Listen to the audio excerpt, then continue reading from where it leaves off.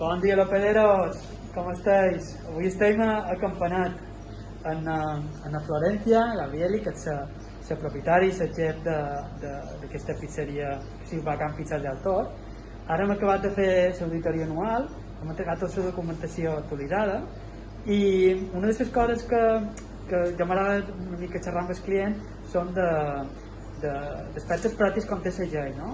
En el cas, per exemple, de Vacant, un dels aspectes que són importants per ells és tota la part comercial. Llavors, els he comentat que si en el futur volen tirar endavant campanyes de màrqueting o de venda publicant ofertes i enviant coses als seus clients, el que és molt important és que tinguin el consentiment dels seus clients per poder fer aquest tipus d'enviaments.